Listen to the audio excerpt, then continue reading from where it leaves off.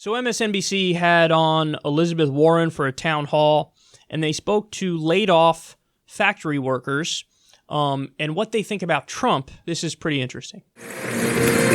You may remember shortly after he won in 2016, but before he was sworn in, Donald Trump famously came to Indiana to the Carrier Heating and Air Conditioning Factory, along with Mike Pence, to make a big show about he personally having saved over 1,100 jobs from going to Mexico. Thanks to the initiative and the leadership of President-elect Donald Trump, the Carrier has decided to stay and grow right here in America. Companies are not going to leave the United States anymore without consequences. The deal was largely smoke and mirrors, and Carrier would go on to have round after round of layoffs. Hundreds of jobs did in fact go to Mexico, where workers make around $3 an hour. And the laid-off Carrier workers who voted for Trump, like Renee Elliott, were left to fend for themselves. I felt like he was going to protect our jobs, you know what I mean? And we all voted for him. And then, boom, I felt betrayed. And joining us here tonight, we have Renee Elliott, who you saw there. She was also in the room when the man that she voted for came to Carrier to take credit for saving her job, which he then was lost. We have another Carrier worker, Frank Staples. He is now out on medical leave. He was a worker at Carrier for 14 years, and he wrote in Bernie Sanders in the 2016 presidential election. We have Susan Cropper, who's laid off from her job at United Technologies after 31 years on the job. She voted for Donald Trump as well in 2016. And rounding our group, Dora Boyd. She's a single mother who works in a restaurant and voted for Hillary Clinton. Let me start with you, Renee, because, Donald Trump came to places like Fort Wayne and said very clearly, I am not going to let the jobs leave. He came here and said, I'm not going to let Carrier leave. And then they left. What do you feel about the guy now? I feel duped. I don't have a lot of faith in political candidates much anymore. They make promises. They make them and they break them. How about you, Susan? How do you feel? About like Renee, I just feel like I've been betrayed, let down. I thought Trump was going to really secure American jobs, and that's just not what's happening out there at all. The jobs that were saved in the Indy plant were never going to leave to begin with. So you feel like it was a con? Oh, absolutely. Senator, there are this was one of the key parts of the appeal, I think, in certain parts of the industrial Midwest, particularly to white voters in the industrial Midwest, which was, I will save your jobs. What do you say to folks like Renee or Susan, and there are a lot more out there, folks in Lordstown, to say, listen, you should listen to what I have to tell you? Okay, so the thing is, you can't just wave your arms, you know that. It's that you really got to have a plan. And I do have a plan on this. So here's how it starts. I'm looking to make about 1.2 million new jobs.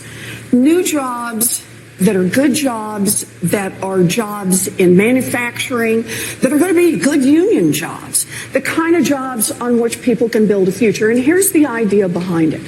Right now, we got a climate crisis in this country and in this world. It threatens us all. Worldwide, there's about a $23 trillion market for fighting back against climate change. And that's going to mean a lot of research, a lot of innovation, and a lot of manufacturing to push back against that. My plan is to make America the leader in that fight. We double down, triple down, go tenfold on the research from where it's been before. And we say to anybody who wants to use that research, who wants to innovate around it, good for you. You can do it, but you have to produce the products right here in the United States of America. You have to build those jobs here. So we're going to get to a story a little bit later in the show about the downside, the negative of Elizabeth Warren. And it's devastating. It's devastating. I'll bite my lip on that, though, because on this issue, she knocked it out of the park. And this gets to a point that I've made repeatedly, which is on Wall Street policy and on tax policy. That's her wheelhouse. And she's right about all that stuff. And she loves it. And also, I guess, when it comes to an infrastructure deal or when it comes to a Green New Deal, I mean, she's talking about creating millions of jobs to revitalize the industrial Midwest and do it particularly to deal with climate change. I mean, that's wonderful.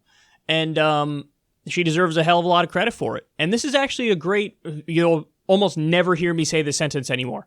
This was a great move by MSNBC because what are they doing? They're going right into Trump's backyard. They're going right into his house because this is the area of the country that really turned over the election of Donald Trump. And they're talking to the disaffected factory workers, and they're telling them straight up, yeah, Trump was a fraud. He promised X, Y, and Z. He didn't deliver on X, Y, and Z. We're doing worse off here. I've reported on this show 93,000 jobs were outsourced in Trump's first year as president. That's even more than Obama was 87,000 his last year. That's more than Obama, and Trump ran as the anti-outsourcing guy. So it's insanity, but these people know, yes, the carrier thing was a fucking, it was a political trick. It was smoke and mirrors. It wasn't true. It was trying to score a political win and then turning around and doing absolutely nothing, and then they outsourced the jobs anyway. So, great of them to highlight these workers and what they're going through and their plight, and also great of Elizabeth Warren to basically make the exact correct argument on this front, which is, I have a plan, and we kill two birds with one stone. We kill two birds with one stone. We get to fight back against climate change and create millions of infrastructure jobs, and this is our new version of a New Deal. That's what this is. Now, I would say it's three birds with one stone, but the third bird would have had to be, and oh yeah, we're going to finance it, at least in part, by ending our offensive regime change wars. On that one, Elizabeth Warren is kind of absent and missing, and again, more on that later, but this was awesome, and it's also great to see how the factory workers are going, yeah, I was duped. I was wrong. Trump did not do what he said he would do, and that's not disputable.